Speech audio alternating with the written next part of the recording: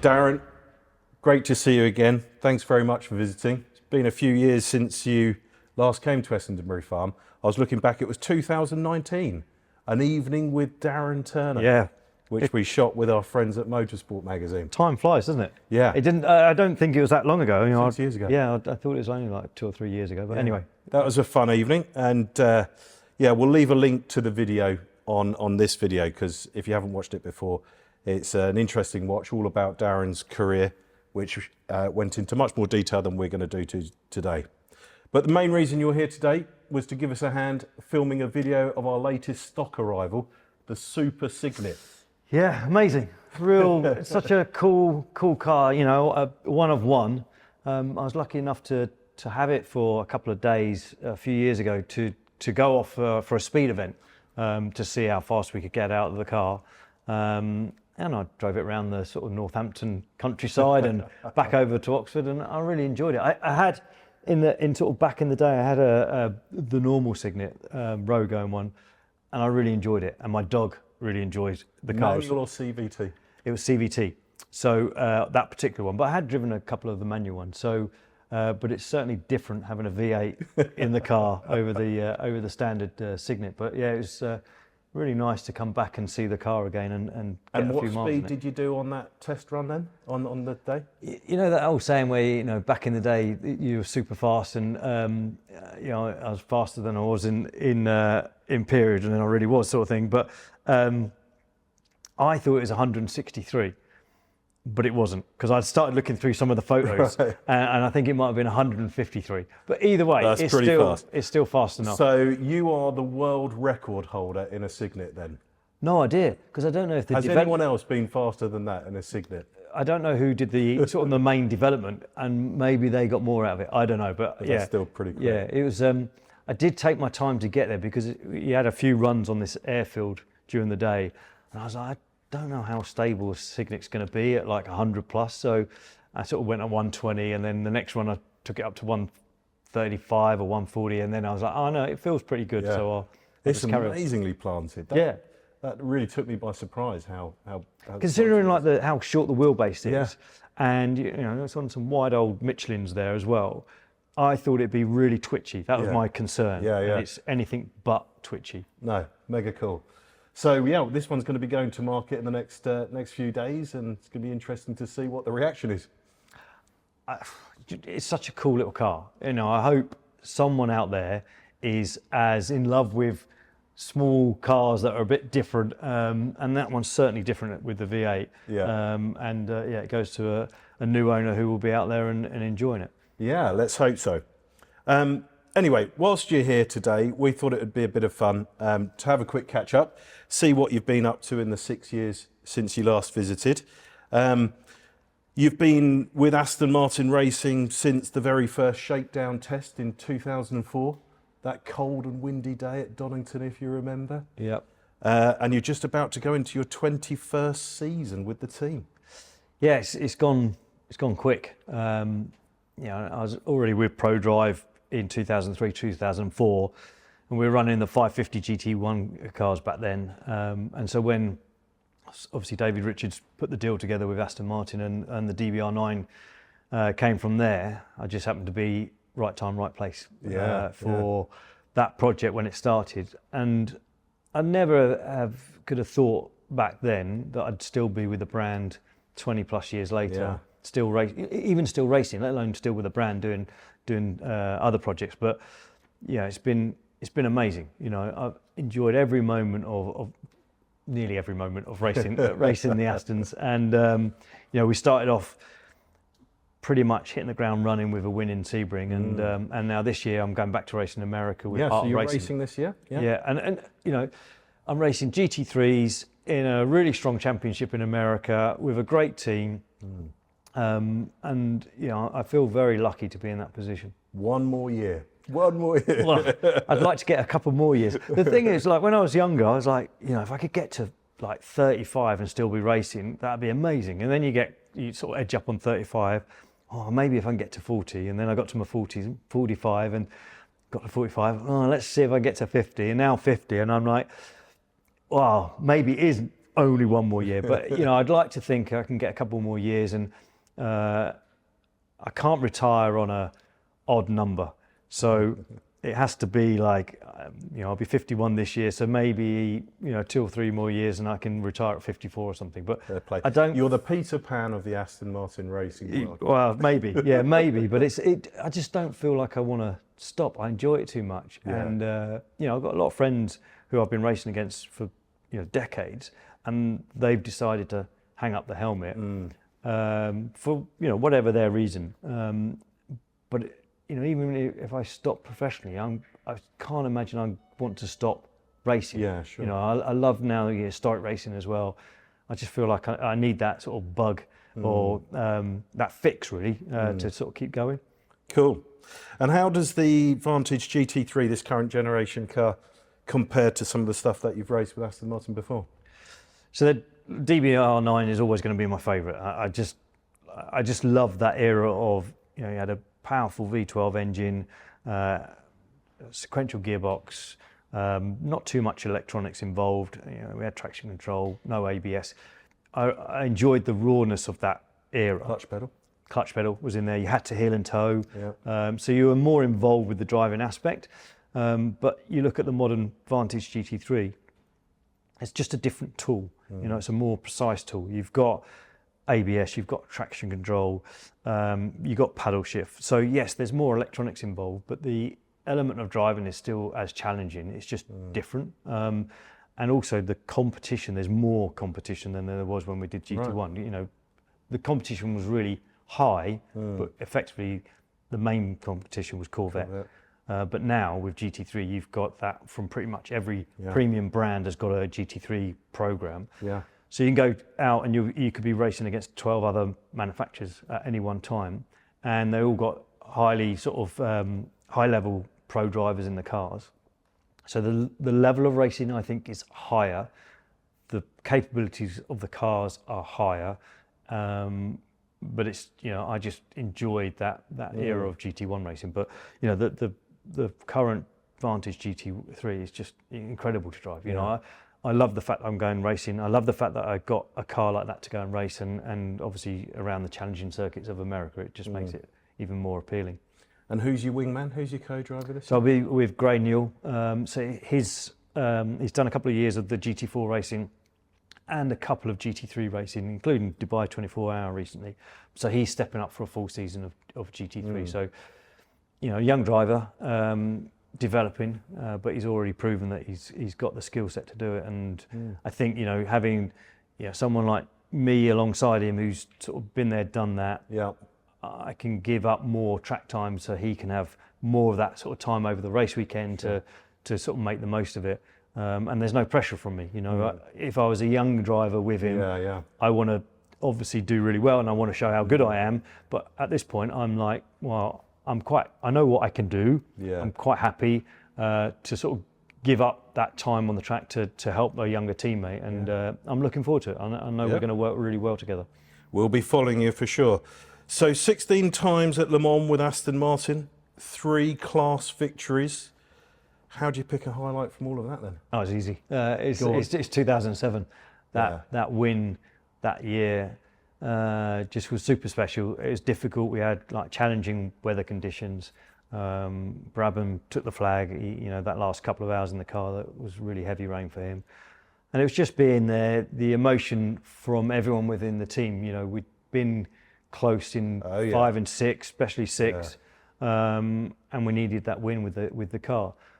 And being on the top step at Le Mans with the Union Jacks flying, the Aston Martin flags flying, all the guys, you know, you could see the team. You know, with all the green team gear on, you could see the team, and it was an emotional moment, and you know, it felt very satisfying to get the win at Le Mans.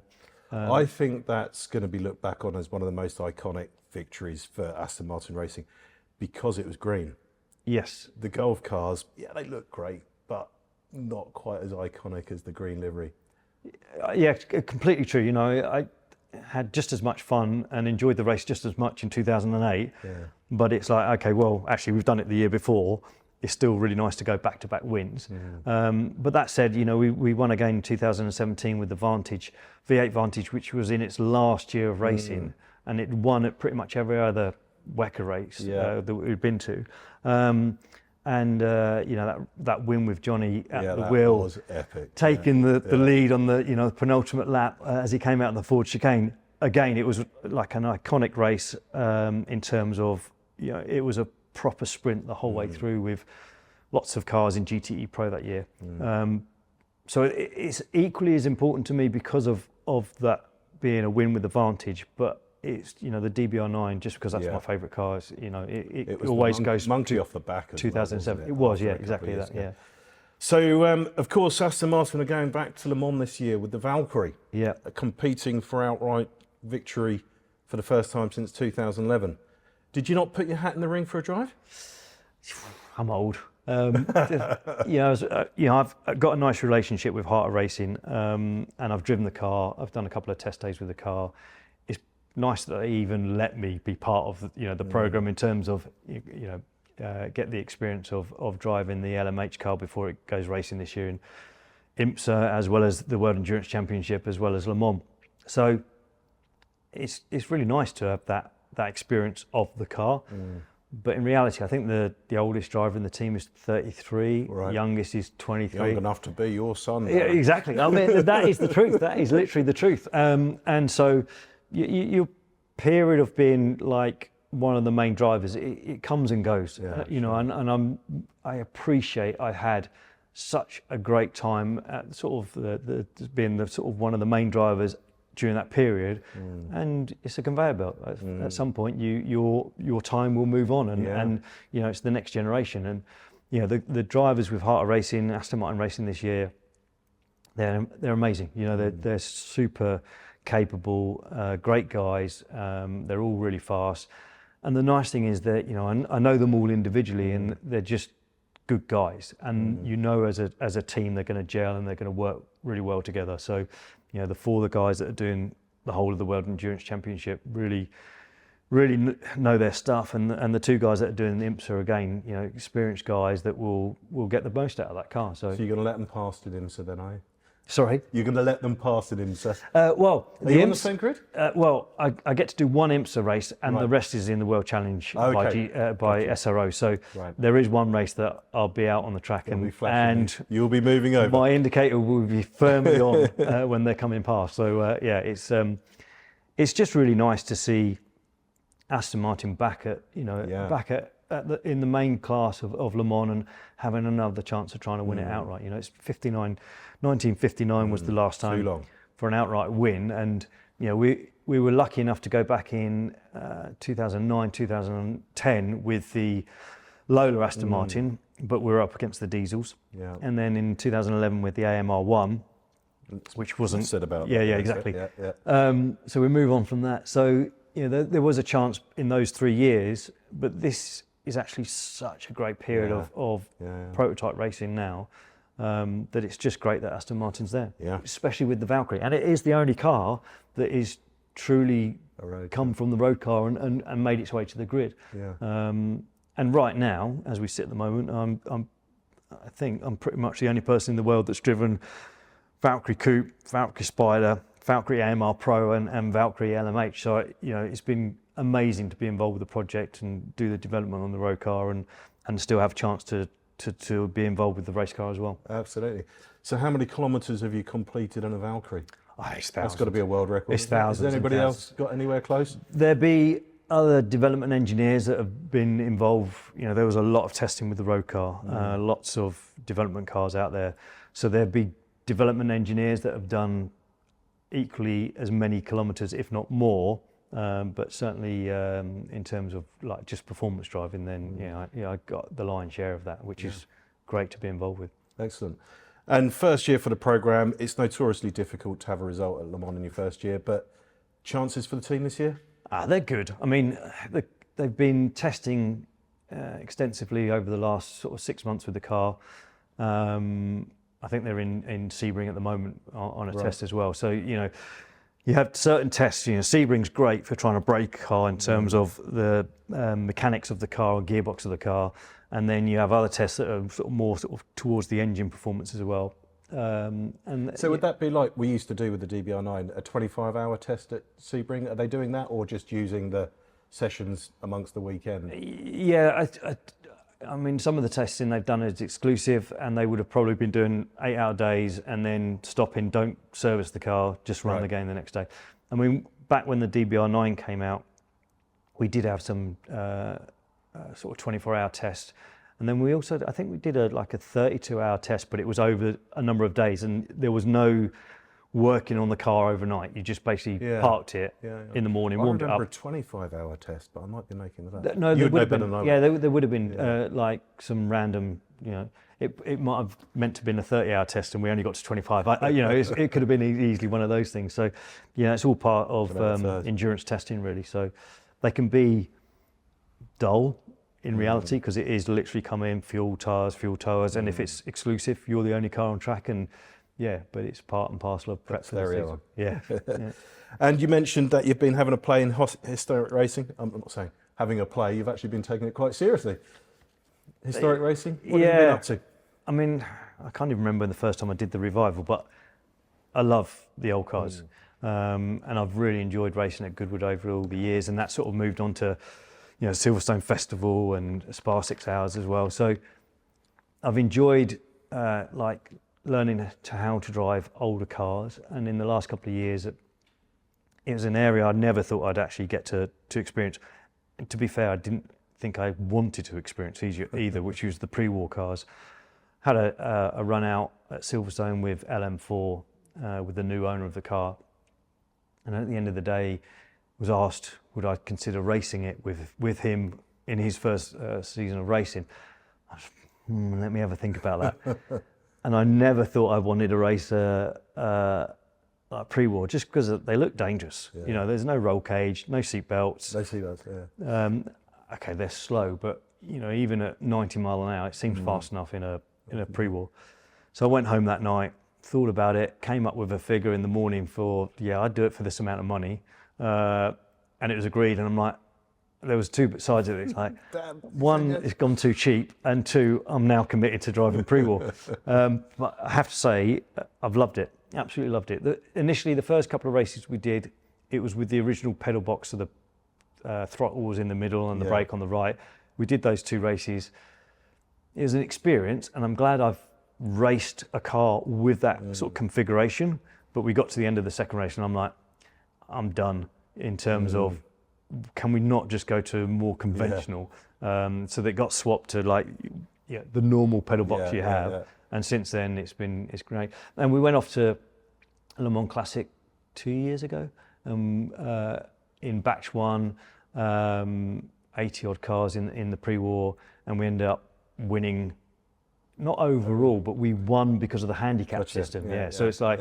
I think we came 13th out of all those cars, but we won overall in terms of the way the handicap works.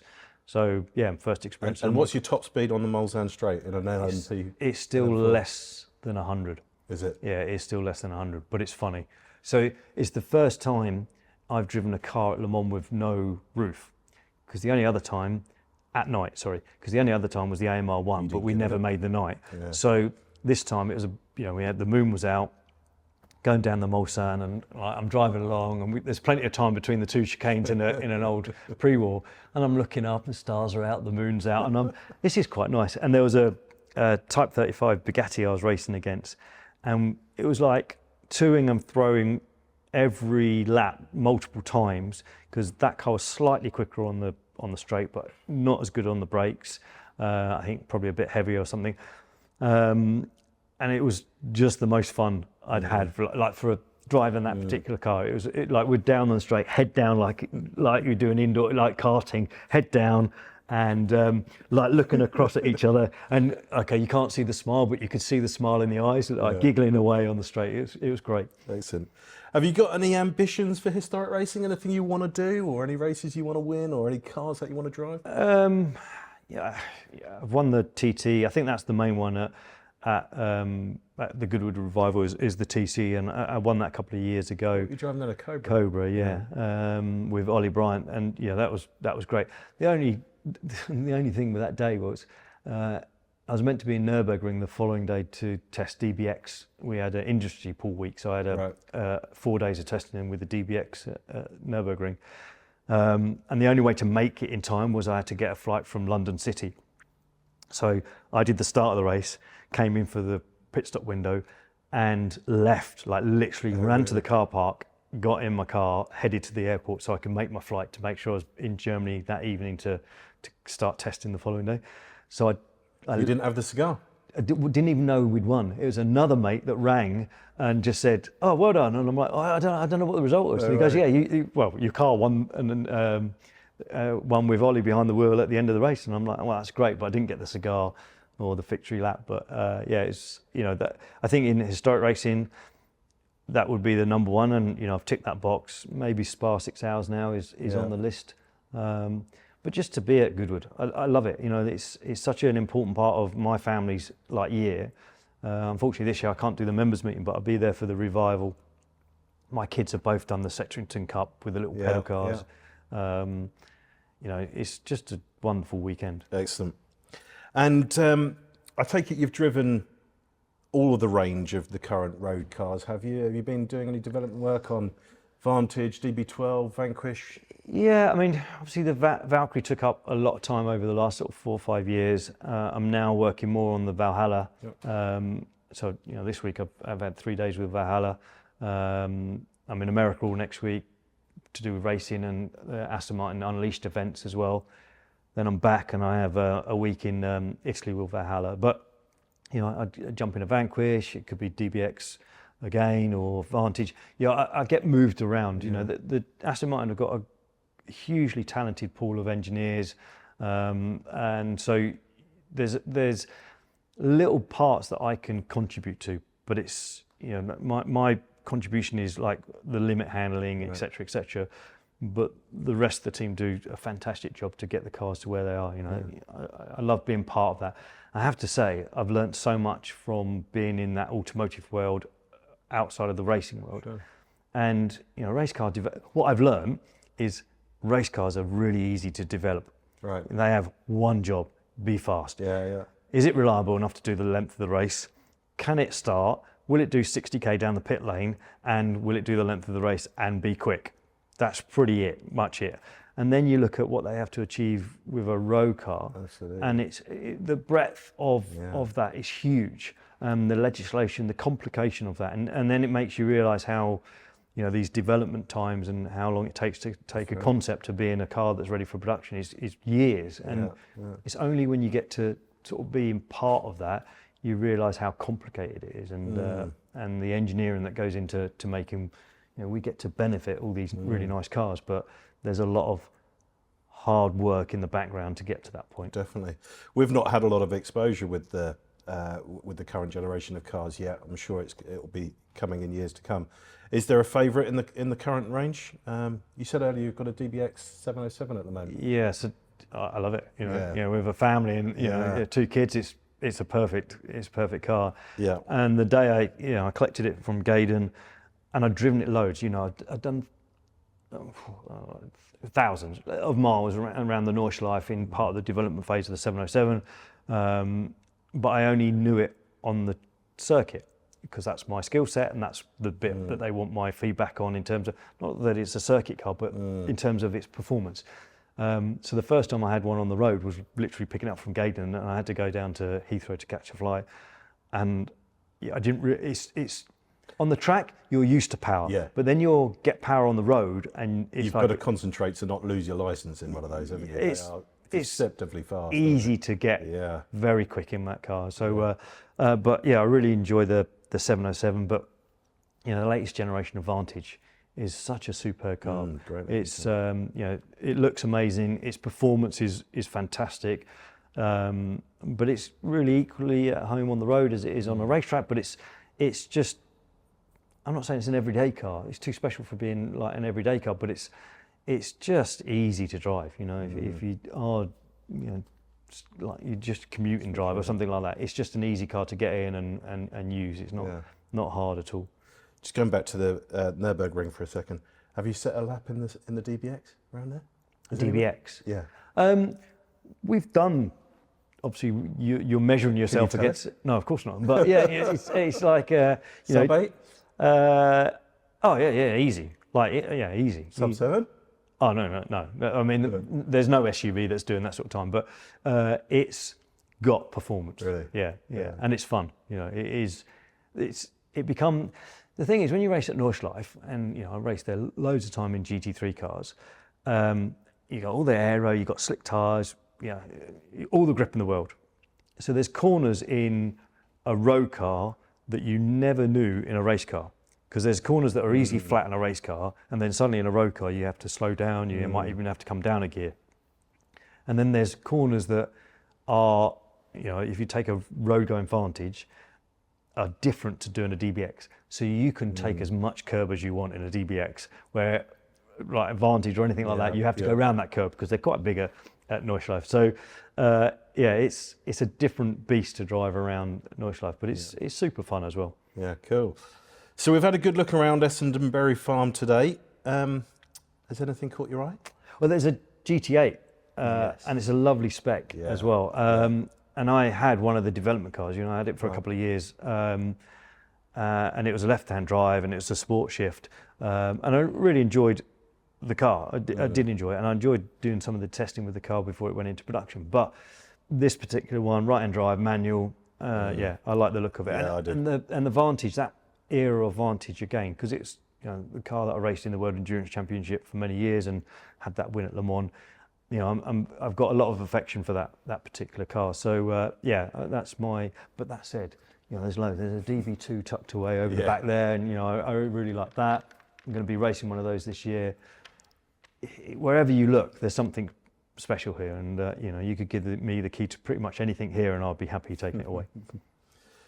So you've been more involved with the GT racing program for many years. Have you had any professional involvement with the Formula One team? No, not at all. I mean, you know, I go to the Grand Prix. I'm there for Aston Martin with the Pirelli hot lap. So you know, we have the VIPs come down, and we sort of take them for a quick spin around the circuit, and you know, it's really fun to be involved in that way with the Grand Prix weekend. But in terms of the F1 team, then no, nothing. And have you been to the new factory? Yeah, been there. So, but my story of how I got into motorsport is linked to that factory in a way. So I did karting when I was a kid, but not of high level. I just wanted to be a Formula One mechanic, and my first job in reality was a Honda dealership, but then quickly moved up to Silverstone, had a job with Jordan Grand Prix, and the original units of Jordan Grand Prix, which was Eddie Jordan Racing at the time, they're still there. You know, they're still one of the older units that are based right by the entrance at Silverstone. Then they built the new factory, and we all moved across to the new factory, which was knocked down a couple of years ago to build what is Aston Martin Formula One now. And some of the people that were at Jordan Grand Prix, this was in 1991, so like Andy Stevenson, he's like sporting director there now, where he was like the guy that I wanted to be when I was when I started at Jordan Grand Prix. And yeah, that facility, when you look where the essence of Aston Martin Formula One is Jordan Grand Prix, you know, and it changed names over the years, and it's grown, and it's become Aston Martin F1.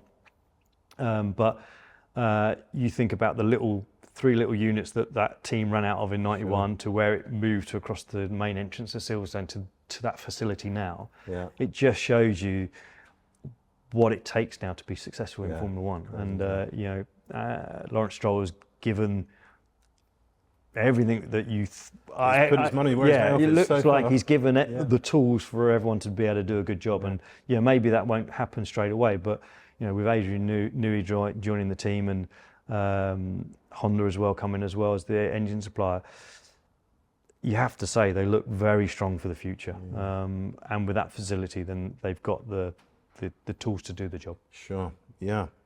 And you've driven Formula One cars, test driver before. I've got a question for you. I said I was going to have a difficult question for you. So, would you swap your 3 Le Mans class victories for one season in Formula One? Oh, that's really hard. No, I think I would. Would you? Yeah, that's quite brutal, isn't it? But I think, you know, the chance to drive a Grand Prix car yeah, you know, when I started out, I just wanted to work on a Formula One car. The fact that I ended up being a test driver at McLaren for 5-6 years and, you know, regularly driving the Formula One cars and getting, that's the bit that always surprises me. I was being paid to do it as well. You know, that, yeah, it was so close, but I never got the even like a sniff of a chance of a racing. But I was really happy that I got to test them, and they're incredible machines. You know, and to have a season of racing a Grand Prix car, and then you think most people that end up in Formula One who maybe not there for a long time, they still have an incredible sports car. I'm not saying you're going to get a career after it. Well, I'm saying you've got one season. Yeah, I'm edging my bets that if I had a good year in Formula One and then I got kicked out the end of year one, then I still could end up with 3 wins at Le Mans. But you know, again, I never thought I was going to end up with a career being a race driver. I just wanted a career in the sport, you know, working on the cars and being part of this amazing sport that I am. So everything's been a bonus. You know, I look back and I'm like so happy. You know, I'm proud of just having that experience. And at the time when it's like intense and you're trying to win, and you know, I probably wasn't asked to deal with as well during some of those years, because it meant everything, and it still means everything. But now I sort of at that happy place where any extra race now it's just, I enjoy it. You know, I love the fact that I'm going away next week to America. I've got 2 days testing with a GT3 car. It's a circuit I've never been to, the first one, and it's like, wow, that's still happening. I'm so happy to have that experience. So you did answer the question. You're going to take a season in Formula One. Which team? Which car? Current? No. Any team. Back in. You can go back in time. Oh, that's really hard. I would go Jordan 91 because I was there working on the car. I want to. It's the Shauna Leighton House, because my crash helmet's because of the Leighton House. Right. So that's a 1991 car, 1990 Adrian Newey car. Yeah. So the reason I have the colours on my helmet is because of that car. Or I can't remember if it's 89 or 90 with a Lacey Tyrrell. I think it was Phoenix, maybe Street Race or something like that. So it's all early 90s, something like that, because they had to, you know, H-pattern gearbox and small cockpits and everything else. So it would have been that period really. Excellent. So and loved it. And you know, as a younger, I was a kid when Senna was racing, and the MP48, I think it was the Ford engine, McLaren. Again, that era of car where the aero is still dominant, but it wasn't as detailed as it is now. And they just had massive tyres, and they just looked epic. You know, that sort of period of car. So yeah, so I can't even answer the question what car. One of those cars from that period would have been perfect. Yeah, it's kind of my era. That's when I was watching Formula One on a Sunday afternoon with my dad. That's where I fell in love with the sport as well. Well, Darren, you're a busy guy. You've got lots going on. Off to America. We better let you get on with it. But it's been a thoroughly enjoyable day.